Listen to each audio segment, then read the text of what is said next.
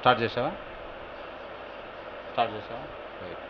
1 సమూయేలు 17వ అధ్యాయము 26వ వచనాన్ని మనం చదువుకొని ముందుకు వెళ్దాం. దయచేసి. దావీదు జీవము గల దేవుని సైన్యములను తిరస్కరించుటకు ఈ సున్నతి లేని ఫిలిష్తీయులు ఎంతటి వాడు,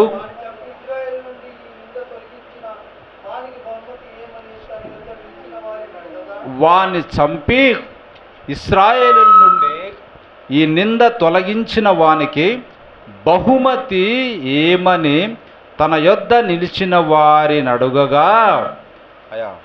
ఇప్పుడు 25వ వచనము వానిని అని ఉంటుంది చూడండి, అక్కడ నుంచి చదవండి. 25వ వచనంలో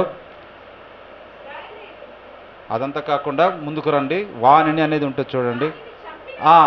వానిని చంపిన వానికి రాజు బహుగా ఐశ్వర్యము కలుగజేసి తన కుమార్తెనిచ్చి పెళ్లి చేసి వాని తండ్రి ఇంటి వారిని ఇశ్రాయేలీలలో స్వతంత్రులుగా చేయుననగా. ఆమేన్. చిన్న ప్రార్థన చేసుకుందాం. చదవబడిన లేఖనాలను బట్టి ప్రేమమయుడ పరిశుద్ధుడ జీవాధిపతి నీకు వందనాలు నా తండ్రి. గత కొన్ని వారముల నుంచి నాయన సౌలు యొక్క జీవితంలో ఉన్నటువంటి ఆశీర్వాదకర సన్నివేశములు, మీరు ఎన్నుకున్న సందర్భము, అలాగనే నీ మాటను బట్టి అతను ఉన్నప్పుడు అతని కలిగిన విజయములు, నీ మాటను తృణీకరించి మితిమీరి తన యొక్క సొంత నిర్ణయమును చేసినప్పుడు అతనికి వచ్చినటువంటి అవమానము, అతనికి వచ్చినటువంటి శాపము, అతని మీద ఉన్నటువంటి ఆత్మ తొలగింపబడటం మేము చూసి ఉన్నాం.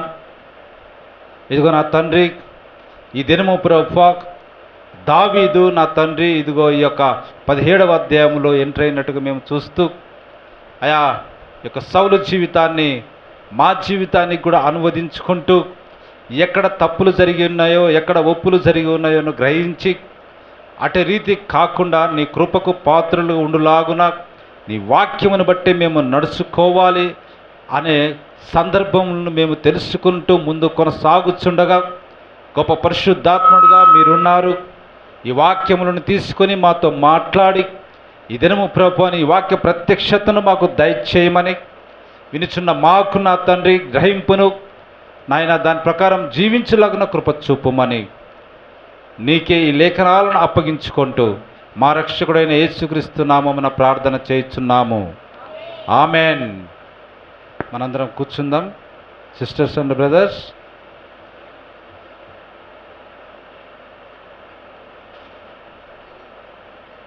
చాలా సంతోషము. జాగ్రత్తగా వినాలి.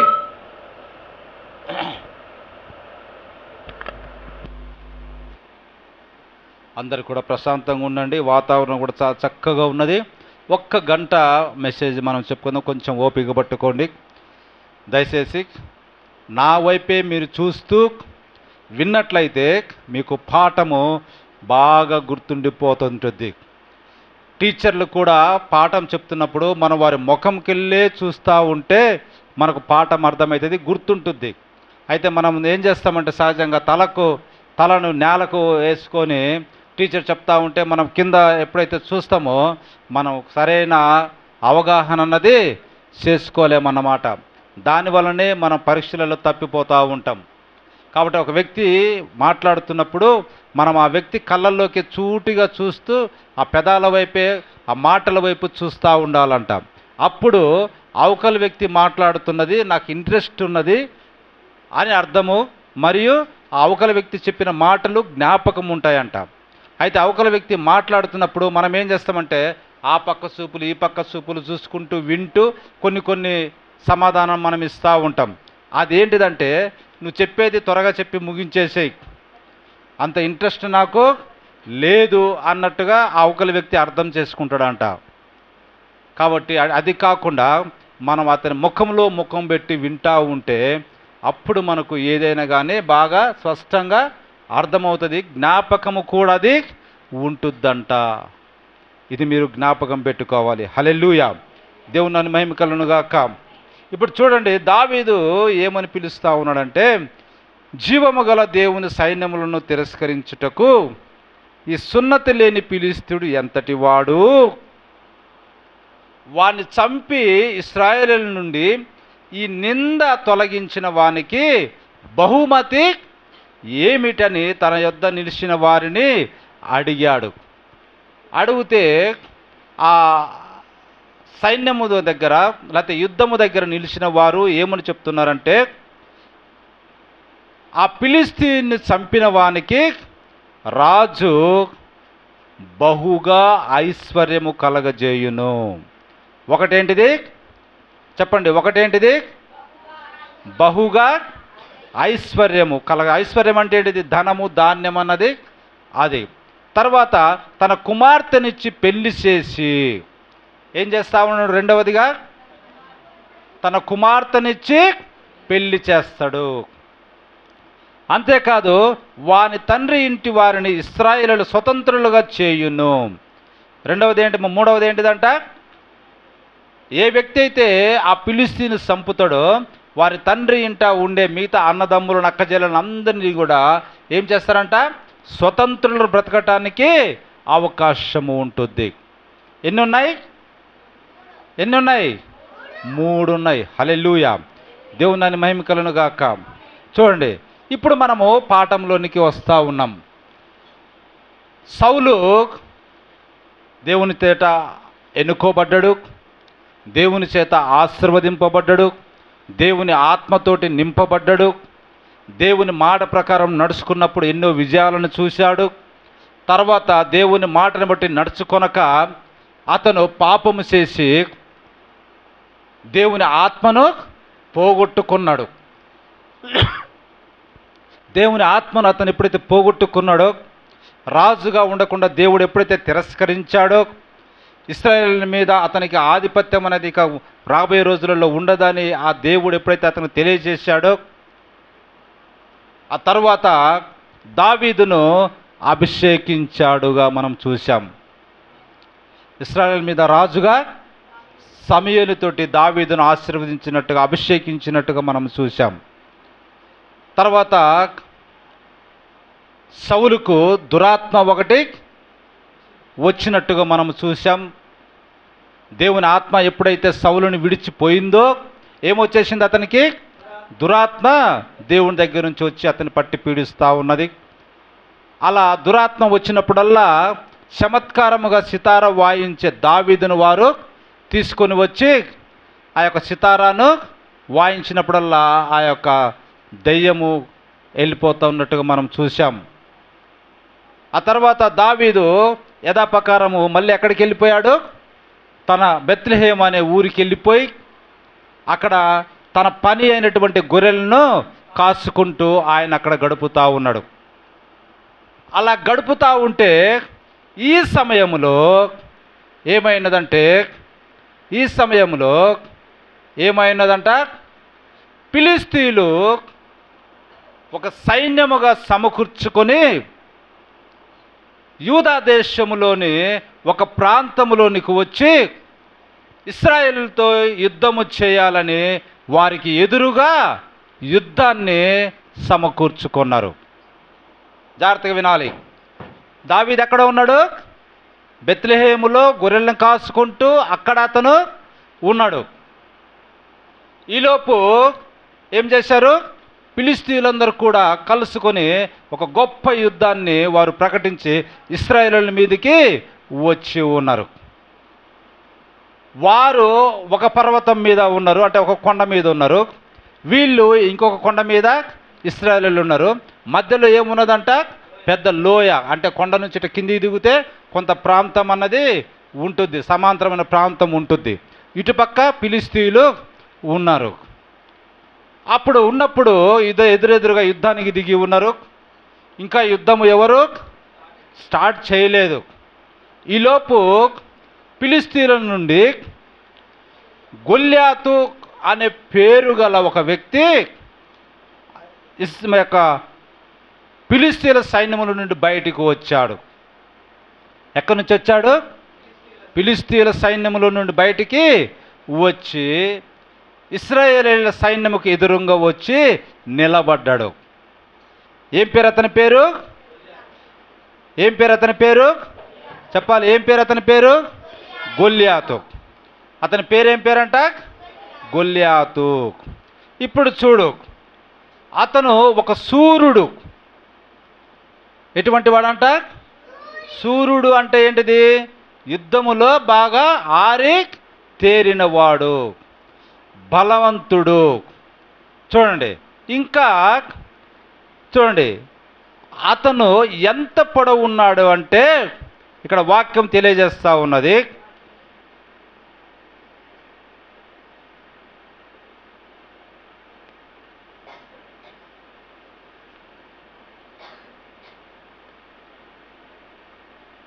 నాలుగో వచనం చదవయా.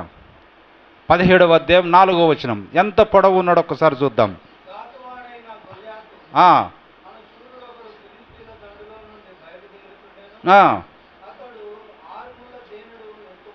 ఆమేన్. ఒక్క నిమిషం ఉండండి. ఎంత పొడవు? 6 మూల జానెడు.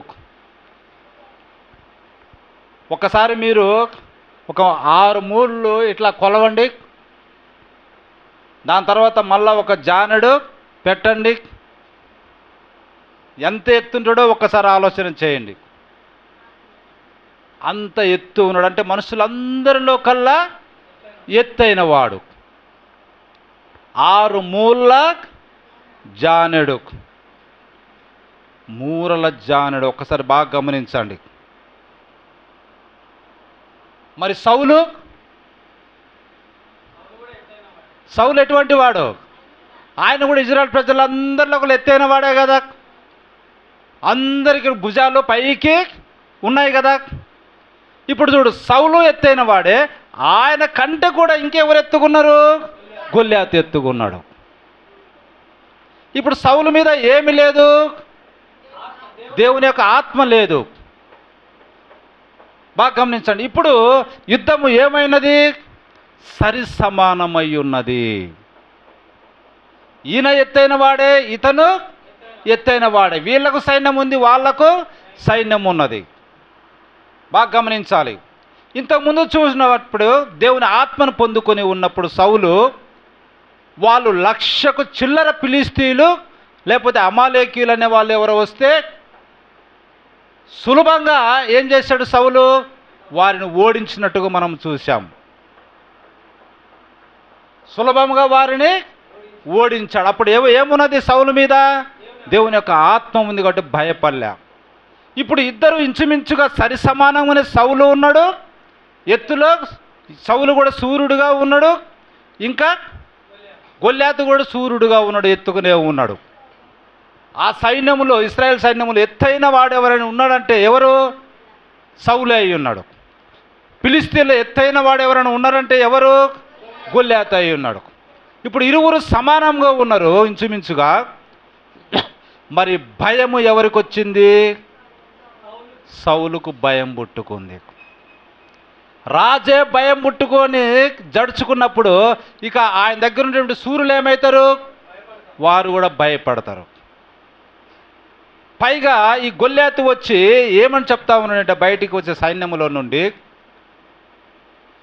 రేయ్ మీరందరూ యుద్ధం చేయాల్సిన అవసరము లేదు, మనందరం ఒకరికొకరికి ఎదురుపడి ఒకరిని చంపుకోవాల్సిన అవసరము లేదు, ఫిలిష్తీయుల నుండి నేను ఒక్కనే యుద్ధానికి వస్తా, మీలో ఎవరైనా సరే ఒకడు వచ్చి నన్ను చంపిన ఎడల ఫిలిష్తీయుల మీద మేమందరము ఓడిపోయినట్టు,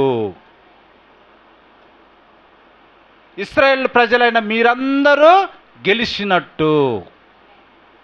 ఒకవేళ నన్ను ఎవడైతే చంపలేకపోయిండో నేను కూడా నా మీదికి వచ్చినటువంటి ఇశ్రాయేల్ ప్రజల యొక్క సైనికుని నేను చంపినట్లయితే మీరు ఓడిపోయినట్టు, ఫిలిష్తీయులమైన మేము గెలిచినట్టు. కాబట్టి మీకు ఒక అవకాశం ఇస్తా ఉన్నా,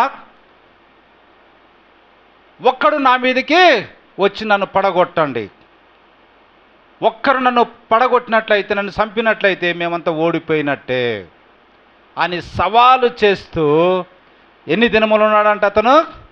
40 దినములు. 40 దినములు ఈ తట్టున, ఈ కొండగట్టున ఉండి, వీళ్ళు ఈ కొండగట్టున ఉండి రోజు ఆ లోయలోనికి వచ్చి గొల్లియాతో సవాలు చేస్తూ ఉన్నాడు. కానీ ఎవరు ఇశ్రాయేల్ సైన్యముల నుండి వెళ్ళి అతన్ని చంపటానికి ధైర్యము చేయటం లేక, వాళ్ళు కూడా ఓపికగా వెయిట్ చేస్తారు, ఎవరు వస్తాడా రాని. హల్లెలూయా. ఈ విధంగా సవాలు చేస్తూ ఉంటే ఇప్పుడు దావీదు ఏమై ఉన్నాడు? దేవుని చేత రాజుగా అభిషేకించబడ్డాడు. రాజుగా అభిషేకించబడ్డవాడు పోయి ఎక్కడున్నాడు?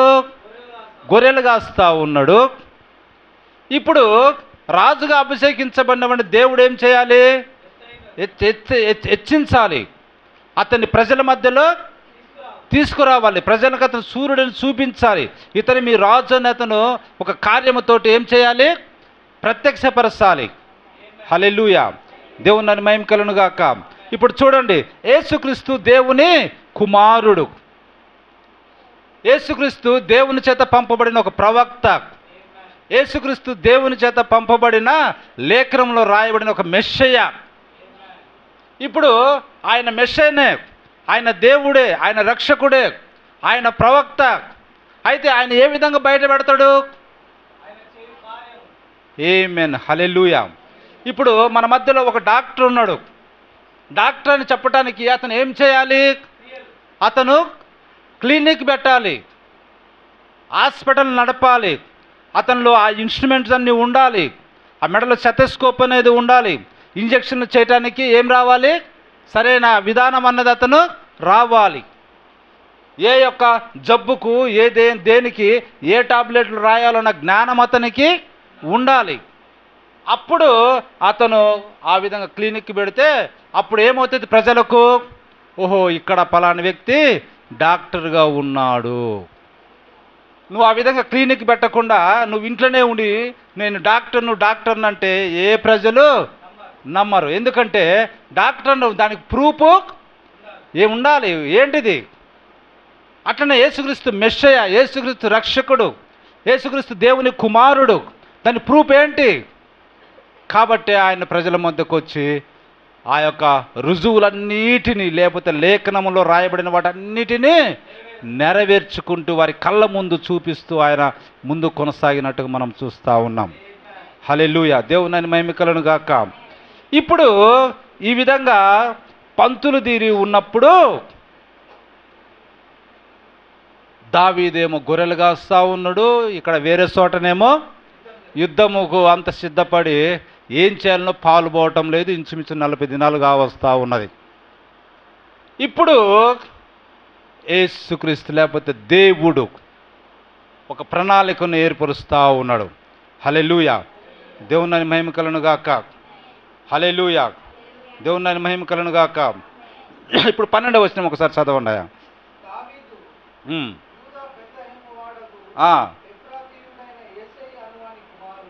దావీదు యూదా బెత్లెహేము వాడగు ఎఫ్రాయితీయుడైన యెషయి అనువాని కుమారుడు. యెషయికి 8 మంది కుమారులు నుండిరి.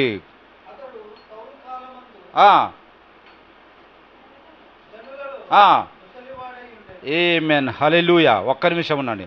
ఈ యెషయి సౌలు ఏలుతున్నటువంటి కాలములలో ఏ విధంగా ఉన్నాడంట? బాగా ముసలివాడై ఉన్నాడు. చదవండి. యెషయి యొక్క 3 పెద్ద కుమారులు యుద్ధమునకు సౌలు వెంట పోయి ఉండిరి.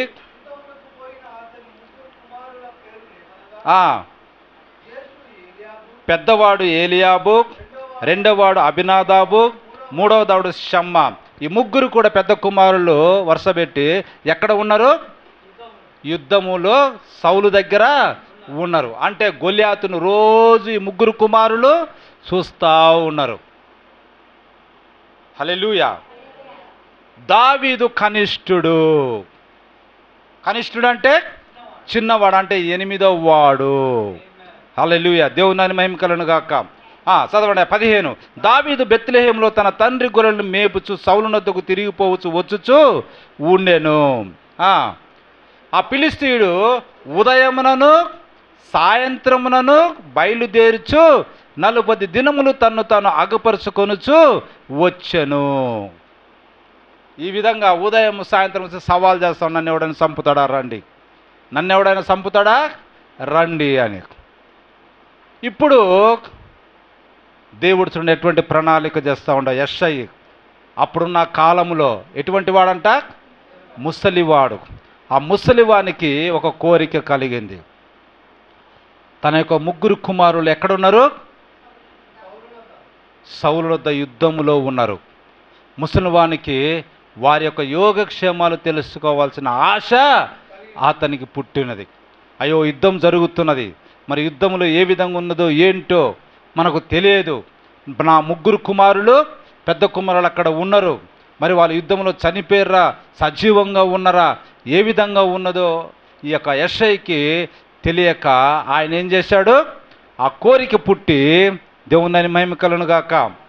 ఇప్పుడు దేవుని ప్రణాళిక చూడండి, దావీదును ఆ యుద్ధం దగ్గరికి చేర్చాలి. దావీదును ఆ యుద్ధం దగ్గరికి చేర్చాలి. కాబట్టి దావీదు యొక్క తండ్రికి తన 3 కుమారులు ఏ విధంగా ఉన్నారో తెలుసుకోవాలి, క్షేమంగా ఉన్నారా లేకపోతే యుద్ధంలో చనిపోయారన్నది తెలుసుకోవాలని ఒక కోరిక అన్నది పుట్టింది. ఇప్పుడు 17 చదవండి.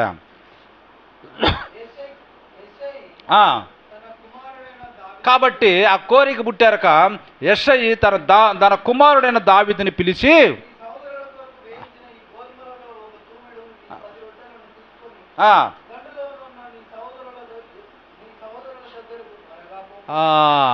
ఏం చెప్తామను, వారికి కొన్ని ఆహార వస్తువులను తీసుకొని నీ సహోదరుల ఎదుకు నువ్వు త్వరగా వెళ్ళాలి దావీదు.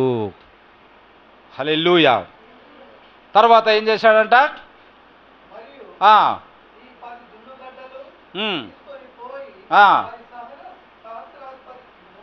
చూడండి ఇంకా ఏం బహుమతం ఇస్తా ఉన్నాడు? ఒక 10 జున్నుగడ్డలు ఎవరికి ఇవ్వమంటా ఉన్నాడు? సహస్రాధిపతికి. అంటే ఈ 3 అన్నదమ్ముల మీద అధికారిగా ఎవరైతే ఉన్నారో వాళ్ళకు ఇవ్వు.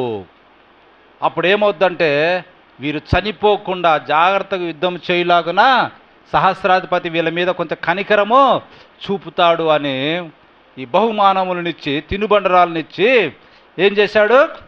దావీదును పంపించాడు. నువ్వు వెళ్ళి అక్కడికి నీ అన్నలు బ్రతికి ఉన్నట్లయితే వారి దగ్గర నుంచి ఆనవాళ్ళు ఒకటి తీసుకొని రమ్ము అని దావీదును పంపించాడు. హల్లెలూయా, దేవుని నామమునకు మహిమ కలుగును గాక. 20 చదవండి. లేచి చూడండి ఆయన ఏం చేస్తా ఉన్నాడు? దావీదు రోజు గొర్రెలను కాసుకోవాలి కదా. కాబట్టి ఇప్పుడు అతను పోతే ఆ గొర్రెలు ఎవరు మేపుతారు? ఇంకొక కాపరికి అప్పగించి రైట్ ఆ వస్తువులను తీసుకొని ప్రయాణమై పోయాడు.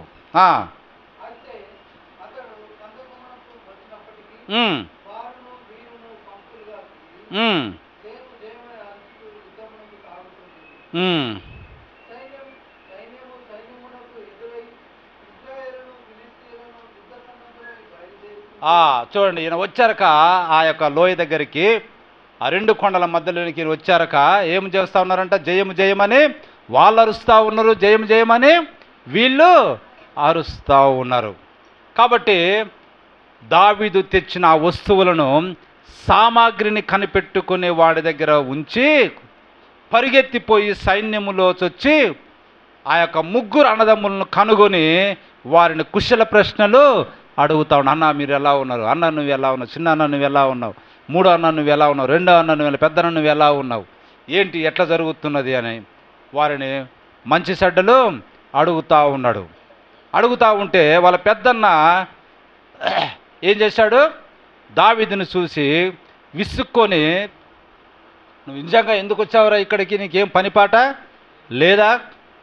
నీకు బాగా గర్వము ఎక్కువ, నీ హృదయం చెడుతనము నాకు తెలుసు. నువ్వు నిజంగా నీ యుద్ధాన్ని చూడటానికే నువ్వు వచ్చావు అని వాళ్ళ పెద్దన్న ఏం చేశాడు, దావీదును తిట్టి, నువ్వు పక్కకు పోయిన చిన్నోడివి, నీకేమీ తెలియదు అని చెప్పేసి వాడిని కసిరించుకున్నట్టుగా మనం చూస్తూ ఉన్నాం. హల్లెలూయా, దేవుని మహిమ కలుగును గాక. చూడండి, ఈ విధంగా అక్కడ అంత సన్నివేశము ఉన్నది. అప్పుడు చూడండి, ఒక మనిషి వచ్చి ఒక సాటింపు వేస్తూ ఉన్నాడు. ఆ సైన్యంలో నుండి సౌలు దగ్గర నుంచి ఒక ఆజ్ఞ పొందుకొని సైన్యం దగ్గరికి వచ్చి ఒక సాటింపు వేస్తూ ఉన్నాడు. ఆ సాటింపు ఏంటంటే, అరే ఇప్పటికి 40 దినాలు అవుతుంది కాబట్టి ఇప్పుడు ఇశ్రాయేల్ సైన్యములలో ఉన్న ఏ వ్యక్తి అయినా కానీ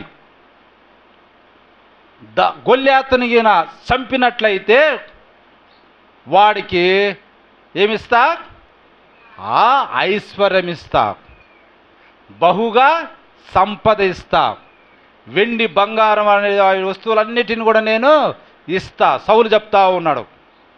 ఒక వ్యక్తితోటి ఈ రాయబారం పంపించాడు, లేకపోతే ఈ మాటలు పంపించాడు. అంతేకాదు, నా కుమార్తెనిచ్చి పెళ్లి చేస్తా, మళ్ళీ ఎవరైతే గొల్యాతును చంపుతారో వారి ఇంటి వారందరూ ఉన్న ప్రజలను స్వతంత్రులుగా చేస్తా. అంటే ఇలా సైన్యములు వాటిని నేను పెట్టుకోను, వాళ్ళ స్వతంత్రులు బ్రతికేటట్టుగా చేస్తా. హల్లెలూయా, దేవుని మహిమ కలుగును గాక. ఈ మాట సౌలు దగ్గర నుంచి ఒక సైనికుడు తీసుకొని వచ్చి అక్కడంతా కూడా ప్రకటించేశాడు. దానివల్ల ఏమవుద్దంటే, ఆ సైన్యములు ఉండే వ్యక్తులలో మనకు బహుమతి వస్తుంది, లేకపోతే మనకు బహు సంపద వస్తుంది. సౌలు యొక్క కుమార్తెను పెళ్లి చేసుకోవచ్చు, మళ్ళీ మా తల్లిదండ్రులు మా బంధువులు వాళ్ళందరూ ఏమవుతారు, స్వతంత్రులుగా ఉండొచ్చు అని ఆశతోటి ధైర్యంతో ఎవరన్నా పోయి గొల్యాతును చంపుతారేమో అనే ఒక ప్రోత్సాహాన్ని అక్కడ సౌలు కలగజేస్తూ ఉన్నాడు. ఇప్పుడు మనం ఏం చేస్తాం, ఈ నుంచి నువ్వు అక్కడికి పరిగెత్తమడితే నీకు 100 రూపాయలు ఇస్తారంటే నువ్వు పరిగెత్తలేకపోయినా నువ్వేం చేస్తావు, ఆ 100 రూపాయల కోసం నువ్వేం చేస్తావు, శక్తిని బలాన్ని కూడగట్టుకొని ఉరుకుతావు. హల్లెలూయా, దేవుని మహిమ కలుగును గాక. ఇప్పుడు మనం కూడా ఎందుకు ఇంత ప్రయాసపడుతున్నామో, మనకు నిత్య స్వాస్థ్యం అన్నది ఉన్నది, దానికోసం మనం గురి యొద్దకు పరిగెడతా ఉన్నాం. దేవుని మహిమ కలుగును గాక. ఎందుకంటే మనకు తెలుసు, ఆ గురి యొద్దకు పరిగెడితే మనకు ఏమొస్తుంది అన్నది, మనకు ఏ బహుమతి అనేది ఉన్నది మనకు తెలుసు, ఆ జీవ కిరీటం అనేది మనకు ఉన్నదని చెప్పి ఇక్కడ మనము అష్ట కష్టాలు పడ్డ మన గురి యొద్దకే మనం ఏం చేస్తూ ఉన్నామో, పరిగెడతా ఉన్నాం. హల్లెలూయా, దేవుని మహిమ కలుగును గాక. ఆ మాట జనుల ద్వారా దావీదు విన్నాడు. అప్పుడు దావీదు అడుగుతా ఉండి, ఏంటి ఏంటి ఏంటి వాడిని చంపితే ఏమేమి ఇస్తారు అంటే, బహు ఐశ్వర్యము, సౌలు యొక్క కూతుర్నిచ్చి పెళ్ళి చేస్తాడు, మళ్ళీ నీ ఇంట్లో ఉండే వాళ్ళందరూ స్వతంత్రులుగా నీవు పోవచ్చు. హల్లెలూయా, దేవుని మహిమ కలుగును గాక. హల్లెలూయా. అప్పుడు దావీదు అంటా ఉన్నాడు, చదవండి. ఇప్పుడు మనం ఏం చదువుకున్నాం, దావీదు అంటా ఉన్నాడు, ఏమంటా ఉన్నాడు, చదవండి.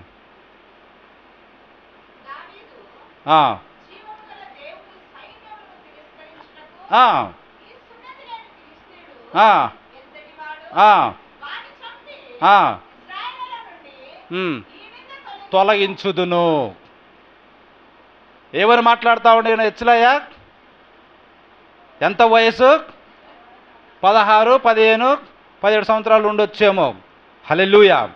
ఈయన ఏమంటా ఉన్నాడు వచ్చి, ఆ మాటలు అవన్నీ ఈయన, జీవము గల దేవుని సైన్యములను తిరస్కరించుటకు ఈ సున్నతి లేని ఫిలిష్తీయుడు ఎంతటి వాడు, వాణ్ణి చంపి ఇశ్రాయేలు నుండి ఈ నింద తొలగిస్తాను. చూడటానికేమో ఎర్రనివాడు, చక్కనివాడు, ఇంకా నేత్రములు ఎలా ఉన్నాయి, చాలా చక్కని నేత్రములు ఉన్నవాడు. హల్లెలూయా. ఎప్పుడు యుద్ధం అన్నదే చేసినవాడు కాదు, దేవుని మహిమ కలుగును గాక. కానీ ఈయన ఏమంటూ ఉన్నాడు, వాణ్ణి చంపుతా అని జనాలకు చెప్తా ఉంటే ఆ మాట ఏమైందంట,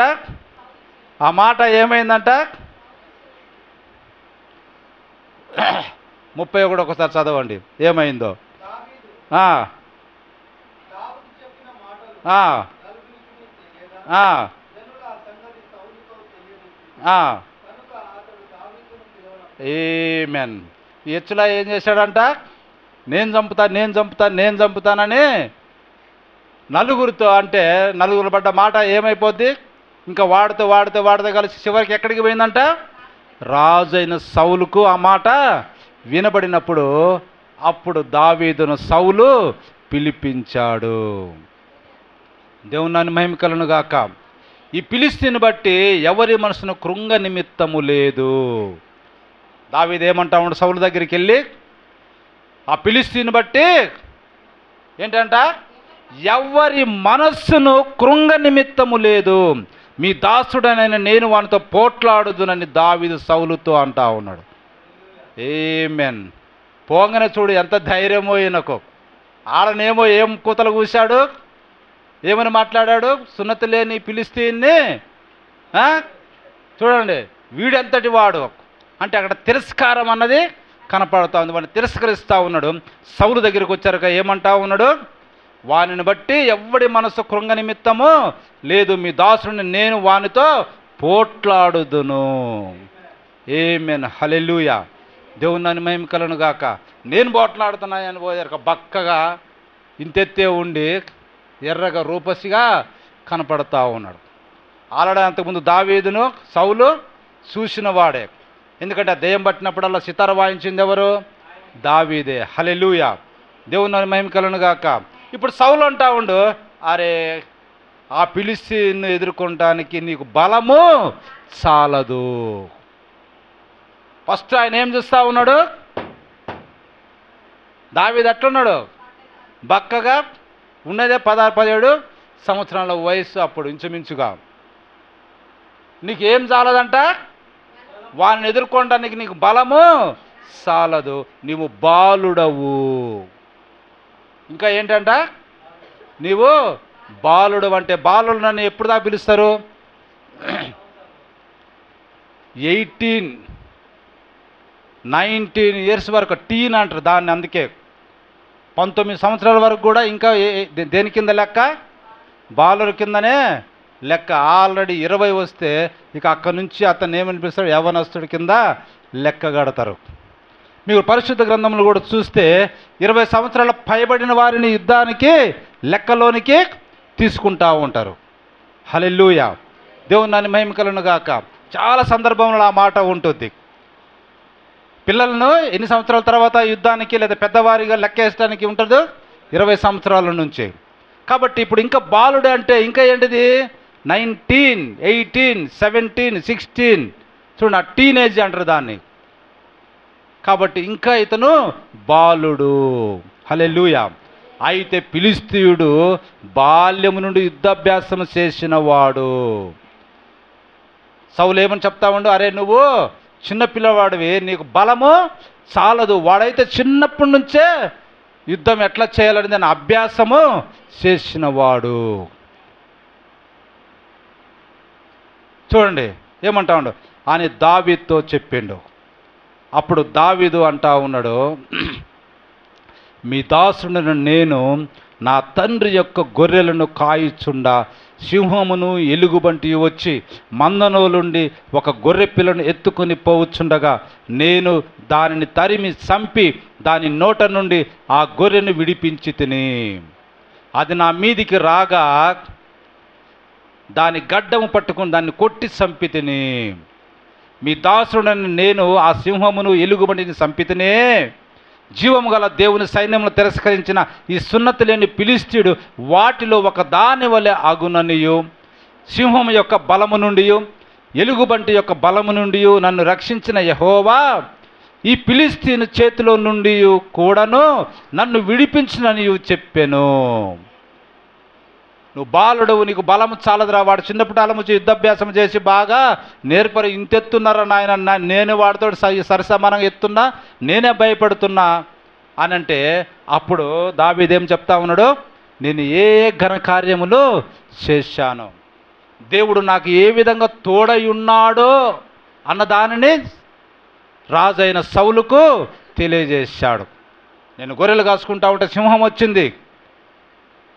ఒక గొర్రెను నోట కరుచుకొని వెళ్ళిపోతూ ఉంటే నేను ధైర్యంగా వెళ్ళి ఏం చేశాను, దాని గడ్డం పట్టుకొని దాన్ని నేను చంపివేసిన. అలాగనే ఎలుగుబంటిని కూడా నేను చంపివేసిన. హల్లెలూయా, దేవుని నన్ను మహిమ కలుగును గాక. ఆ రెండిటి నుండి నన్ను కాపాడింది ఎవరు అనుకుంటున్నావు? దేవుడు. నాకై నేను బలముతోటి వాటిను చంపలేదు, కానీ అట్టి శక్తిని దేవుడు నాకు ఇచ్చాడు. కాబట్టి వాటినే నేను చంపితేనే జీవం గల దేవుని సైన్యం తిరస్కరించే ఈ సున్నతి లేని ఫిలిష్తీయుడు కూడా నేను చంపి ఆ యొక్క సింహం వల్ల ఎలుగుబంటి వల్ల ఏ విధంగా చచ్చిపోయాయో వీనిని కూడా దానిలాగానే చేస్తాను. ఆమేన్, హల్లెలూయా. అంతేకాదు సింహం యొక్క బలం ఎంత పెద్దదో, ఎలుగుబంటి యొక్క బలం ఎంత గొప్పదో దాంట్లో నుంచి దేవుడు నన్ను విడిపించాడు.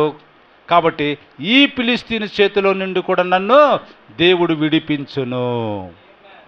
కాబట్టి నువ్వు అంగీకరించు సౌలు రాజు అని ఈయన ఏం చేశాడు, తనకు జరిగిన సంఘటనలను చెప్పాడు. హల్లెలూయా, దేవుని నన్ను మహిమ కలుగును గాక. జాగ్రత్తగా వినాలి, ఇంక దగ్గరికి వచ్చేసినాం.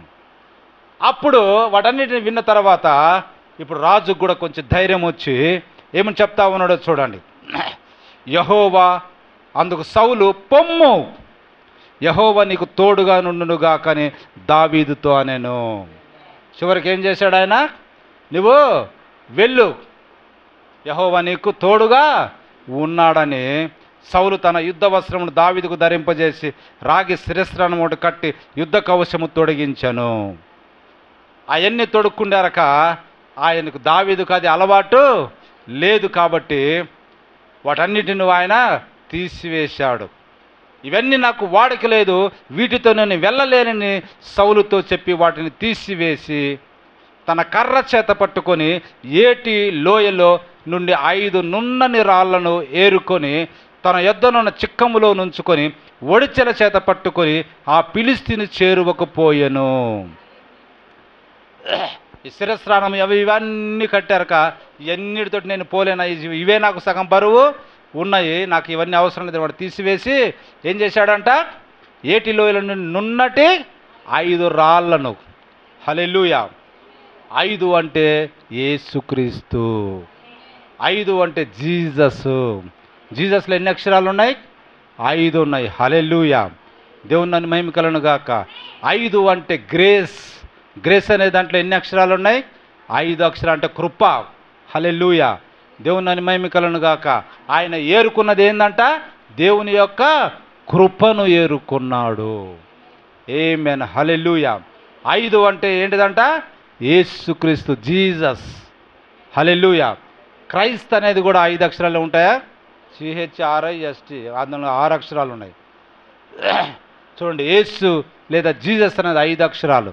గ్రేస్ అంటే కృప, కృప అనేది దానికి కూడా ఏమున్నాయంట, 5 అక్షరాలు. హల్లెలూయా. కాబట్టి ఆయన ఈ 5 అక్షరాలను ఆయన ఏరుకున్నట్టే దేవుణ్ణి ఎక్కడ పెట్టుకున్నాడు, తన ఒడిసెలో పెట్టుకున్నాడు. ఆ రాళ్లలో ఏమున్నదంట, పరిశుద్ధాత్మ శక్తి ఉన్నదని ప్రవక్త చెప్తా ఉన్నాడు. హల్లెలూయా. ఆ రాయిని విసిరింది పరిశుద్ధాత్ముడే అని ప్రవక్త చెప్తా ఉన్నాడు. దేవుని నన్ను మహిమ కలుగును గాక. హల్లెలూయా.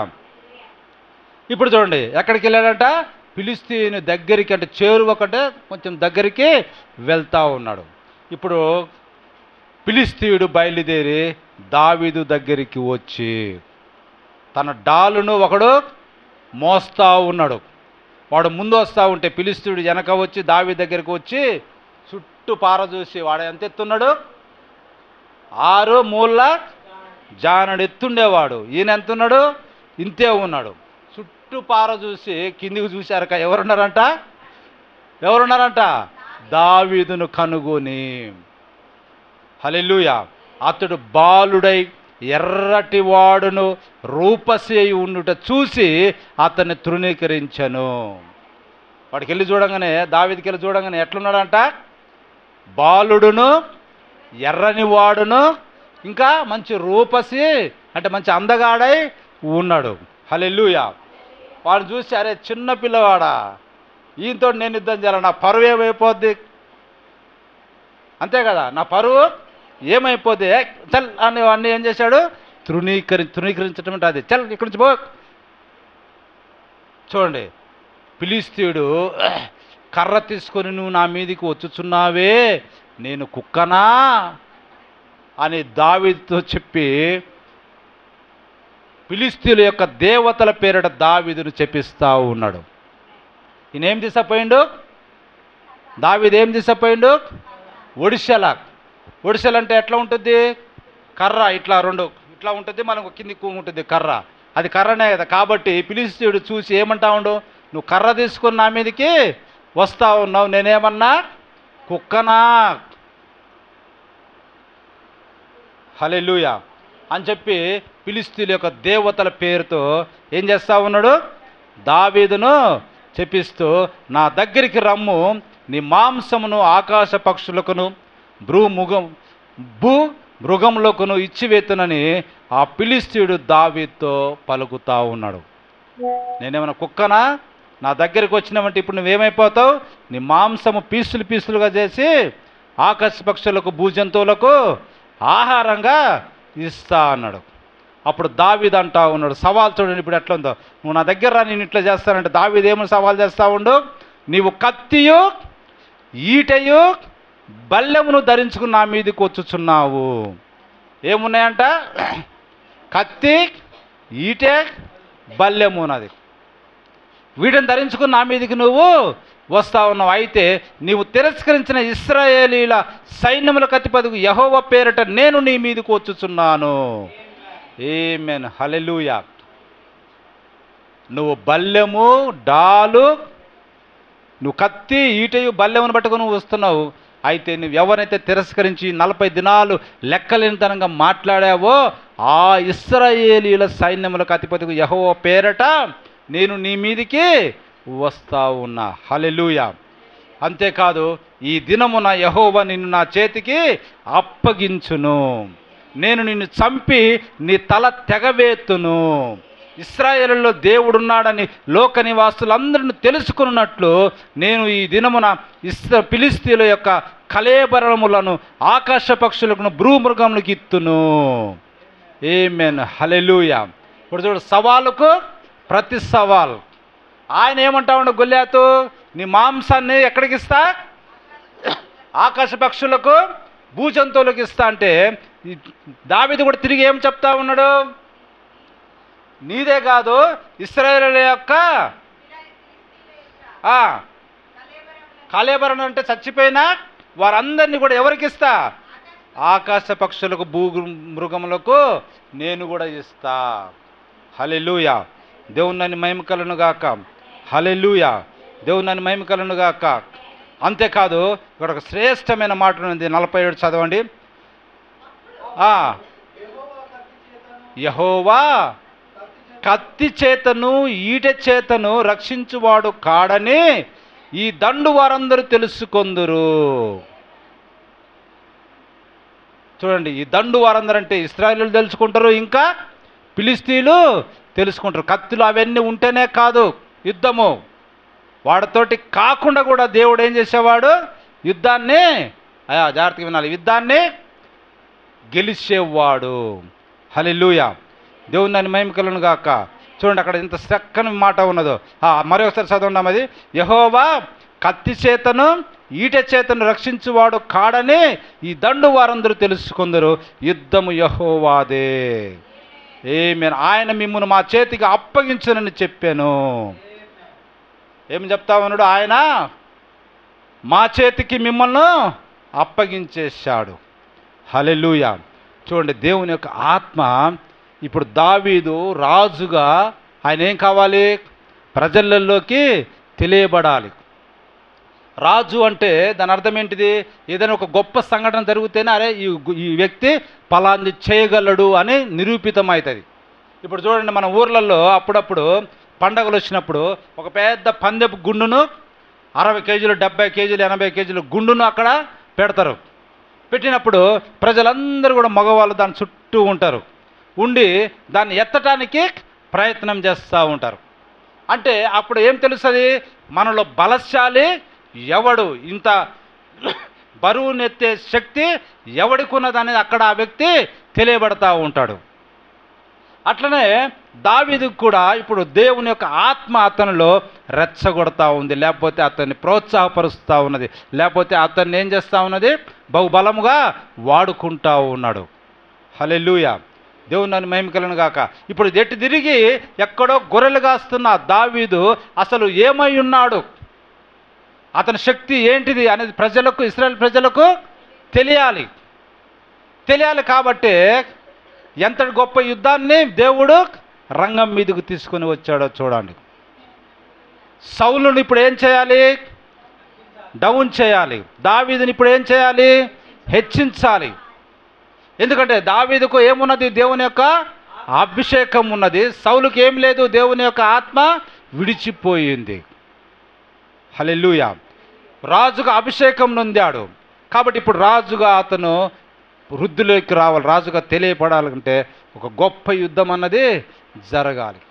ఇప్పుడు మనం పూర్వకాలంలో హిస్టరీ చదువుతున్నప్పుడు ఒక రాజు తన యొక్క పరాక్రమం అంతా ఎక్కడ తెలియబడుతుంది, యుద్ధాలనే తెలియబడుతుంది. కాబట్టి పలానా యుద్ధము జయించిన రాజు అని శాసనాలు వేస్తూ ఉంటారు. హల్లెలూయా, దేవుని మహిమ కలుగును గాక. కాబట్టి మిమ్మల్ని అప్పగిస్తాడు అంటే ఈ దర్శనం అంతా కూడా దావీదుకు దేవుడు ఎప్పుడో చూపించి ఉన్నాడు. ఆమేన్, హల్లెలూయా, దేవుని మహిమ కలుగును గాక. కాబట్టి దావీదుకు గొల్యాతుకు ఏమేం చేయాలనో ఏముందంట, దర్శనం అనేది ముందుగానే ఉన్నది. హల్లెలూయా, హల్లెలూయా. వాడిని ఏ విధంగా చంపాలన్న ఐడియా ముందుగానే దావీదుకు దేవుడు ప్రత్యక్ష ద్వారా అనుగ్రహించబడ్డాడు. కాబట్టి అతను చెప్తాడు, నిన్ను ఏ కాడికి నేను చంపుతా. ఆయన ఏమంటా ఉండు, నువ్వు సస్తా అది అని అంటావు, నిన్ను నేను తప్పకుండా చంపుతా. హల్లెలూయా, తప్పకుండా చంపుతానంటే దాని అర్థం ఏంటి, ఇప్పుడు నీ జోబులో డబ్బు ఉంటేనే కదా నేను తప్పకుండా ఇప్పుడు కడతరా అని అంటావు. కదలకుండా నీకు ఎంతో చెప్పు, నీకు నీ అప్పు ఎంత ఉంది అంత నేను కడతా అంటావు. అంటే దాని ధైర్యం ఏంటిది, నీ దగ్గర ఆ డబ్బు ఉంది. ఇప్పుడు ఇంత ఖచ్చితంగా ఒక బాలుడు ఎలా చెప్తున్నాడు అంటే దేవుని యొక్క ఆ దర్శనం ఉన్నది. దేవుడు ఆయనకు ముందుగానే ఏ విధంగా చంపాలో చూపించి ఉన్నాడు. కాబట్టి ఇప్పుడు ధైర్యం అతనికి.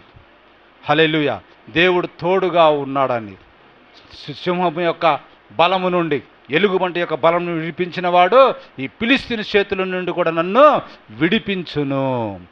ఆమేన్, హల్లెలూయా, దేవుని మహిమ కలుగును గాక.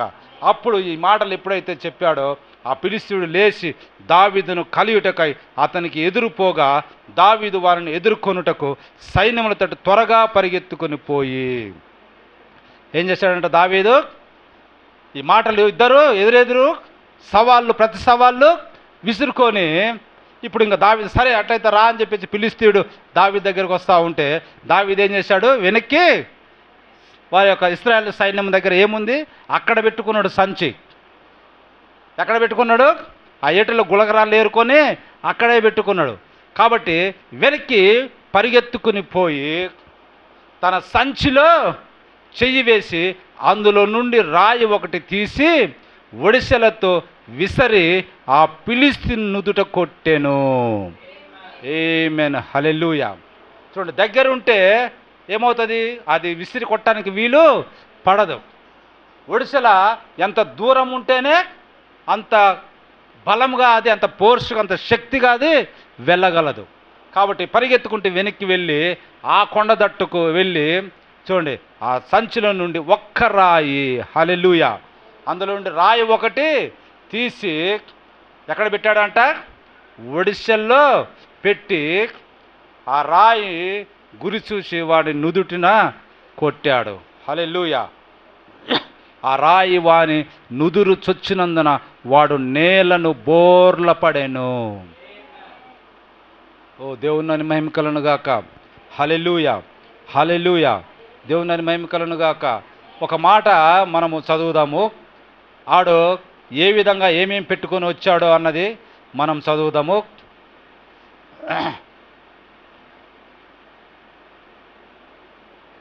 5వ వచనం ఒకసారి చదవండి.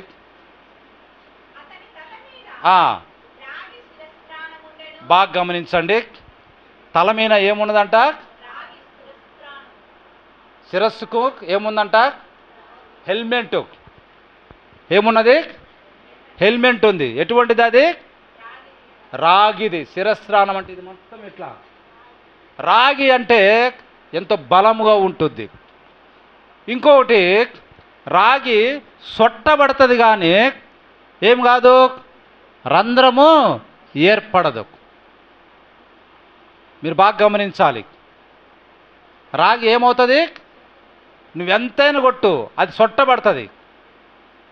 దేనితోటన్నా నువ్వు కొడితే రాగి పాత్రలు సొట్టబడతా ఉంటాయి కానీ రంధ్రం పడదు అంత తొందరగా, అంత గట్టిది. ఏం పెట్టుకున్నాడు ఆ యొక్క ఫిలిష్తీయుడు? తల మీద రాగి శిరస్త్రాణము, ఇంకా యుద్ధ కవచము ధరించి ఉండెను. ఇంకా చూడండి 6, అతని కాళ్ళకు రాగి కవచము, అతని భుజముల మధ్య రాగి బల్లె. మొత్తం రాగే. కాళ్ళకు కట్టుకున్నాడు, బల్లెము కూడా ఏంటిదంట? రాగిది. ఇంకా శిరస్త్రాణం ఏముండదంట?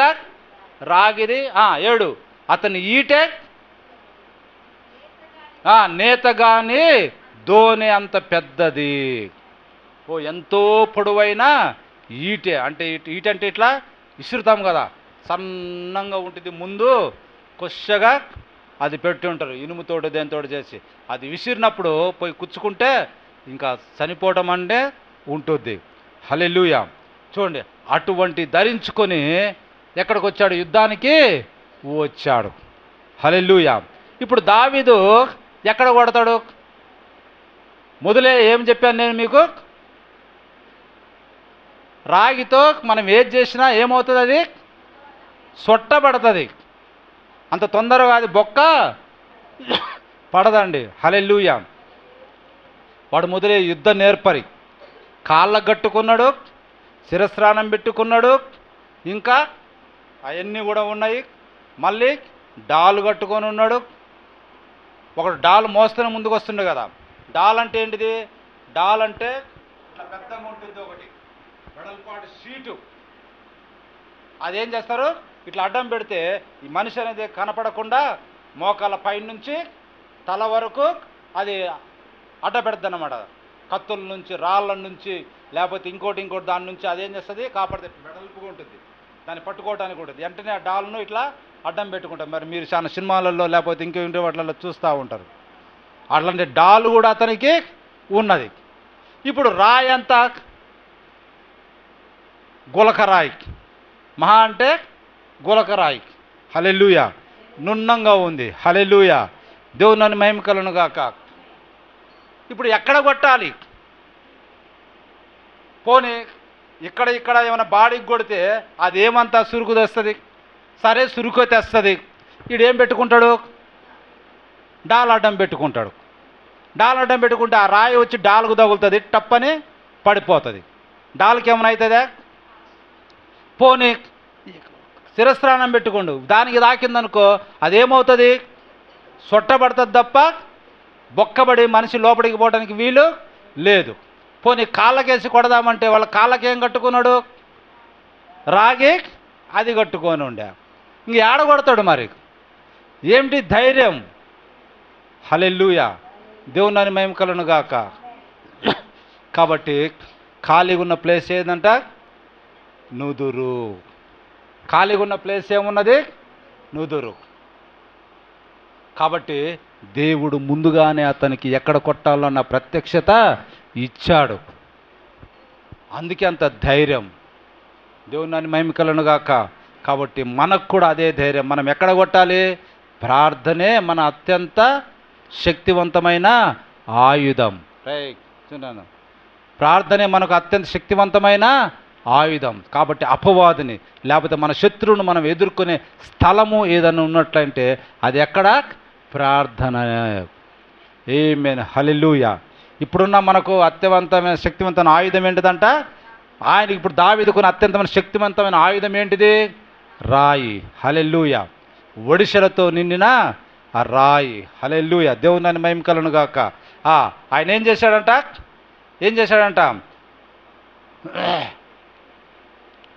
ఆ రాయి ఏం చేశాడంట? అందులో నుండి రాయి ఒకటి తీసి ఒడిసెలతో విసిరి ఆ ఫిలిష్తీయుని నుదుట కొట్టెను. ఆ రాయి వాని నుదురు చొచ్చినందున వాడు నేలను బోర్ల పడెను. ఎట్లా పడ్డాడంట? ఈడ నుదురును చూస్తే మెదడు గిదడు అంతా ఏమవుతుంది? తలకిందులైపోయి మొత్తము కళ్ళంతా బయటలు గమ్మేసి చీకటి గమ్మేసి ఏమైపోతాము? ఇట్లా ఇట్లా అయిపోయి ఏమవుతాము? అట్లనే బోర్లా పడ్డాడు. హల్లెలూయా, దేవుని మహిమ కలుగును గాక. ఫిలిష్తీయుడు ఎప్పుడైతే బోర్ల పడ్డాడో దావీదు చూడు ఏం చేశాడో. దావీదు ఫిలిష్తీయుని బలాఢ్యుడై ఖడ్గములు ఏకయే ఒడిసెలతోనూ రాతితోనూ ఆ ఫిలిష్తీయుని కొట్టి చంపెనని రాయబడి ఉన్నది. వాడు బోర్ల పడగా దావీదు పరిగెత్తుకుని పోయి ఫిలిష్తీయుని మీద నిలుచుండి, ఇప్పుడు దూరం నుంచి ఏం చేశాడు? రాయి విసిరి కొట్టాడు కదా. అప్పుడు ఫిలిష్తీయుడు ఎలా పడిపోయాడు?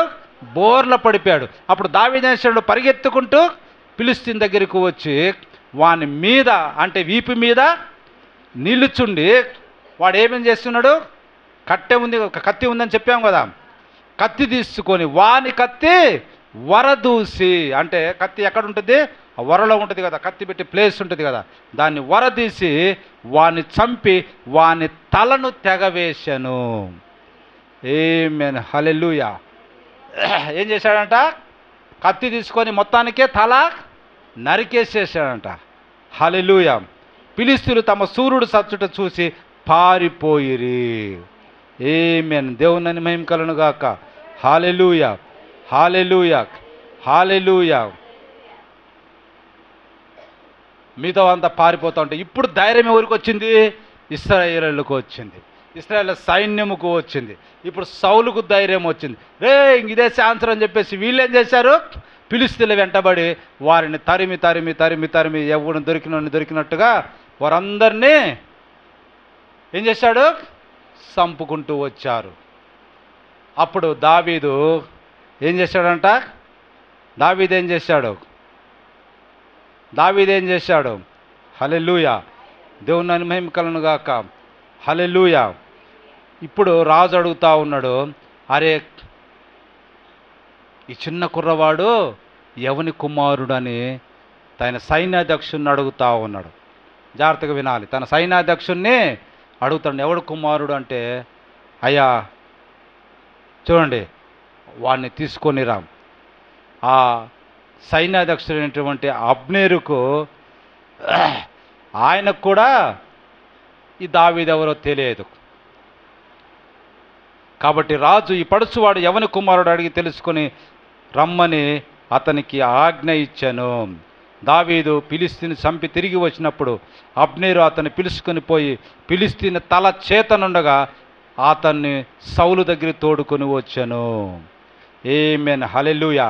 సౌలు దగ్గరికి ఎలా వచ్చాడంట? ఫిలిష్తీయుని తల దావీదు చేతిలో పట్టుకొని ఆ రక్తం కారుతా ఉంటే అట్టనే తీసుకొని వచ్చాడు. సౌలు అతన్ని చూసి, చిన్నవాడా నీవెవని కుమారుడు అని అడుగగా దావీదు, నేను బెత్లెహేమీయుడైన యెషయా నీ దాసుని కుమారుడని ప్రత్యుత్తరం ఇచ్చాను. ఆమేన్, హల్లెలూయా, హల్లెలూయా.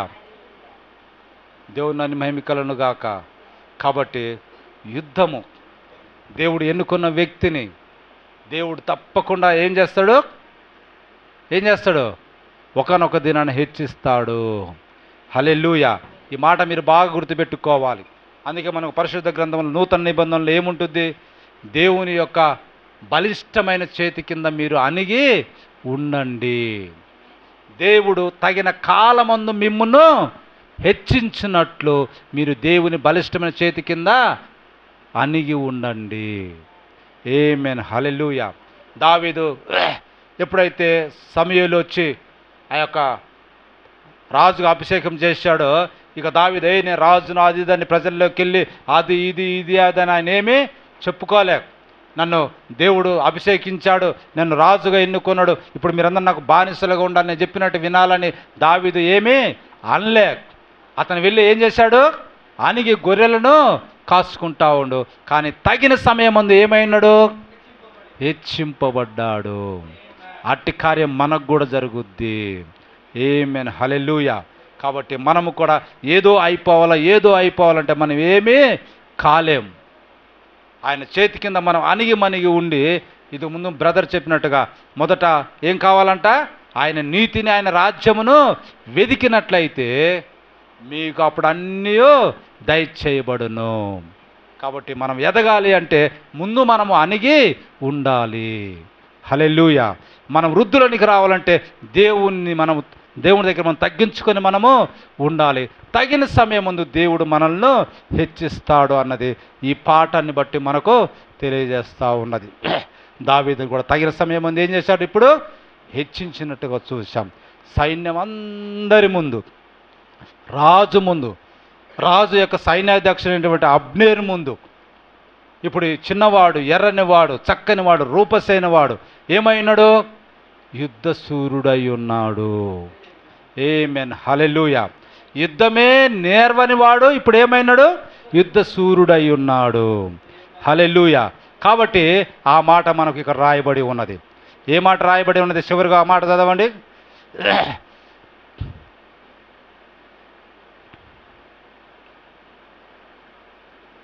ఆ మాట రాయబడి ఉన్నది. యుద్ధశూరుడని ఇంతకుముందు మనం చదువుకున్నాం కదా. ఎంతో చూడండి అమ్మా అది.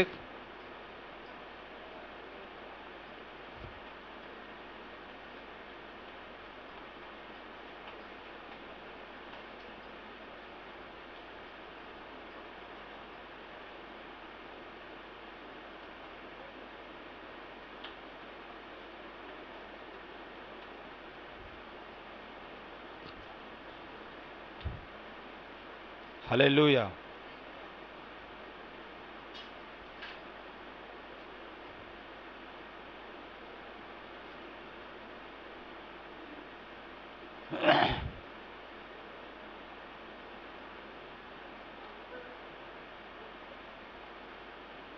దావీదు గురించి ఆ మాట ఉంటుంది.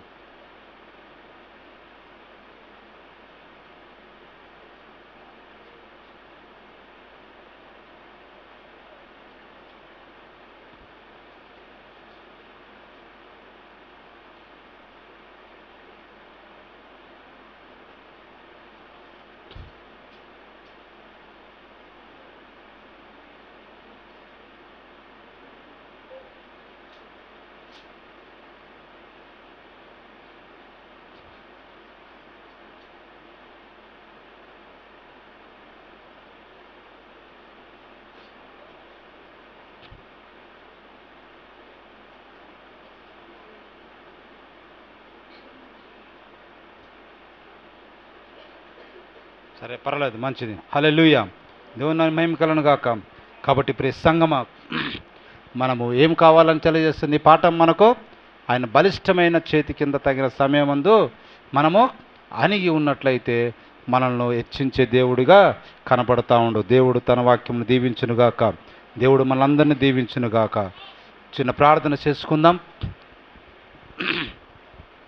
తలలో ఉంచినట్టే చిన్న ప్రార్థన చేసుకుందాం.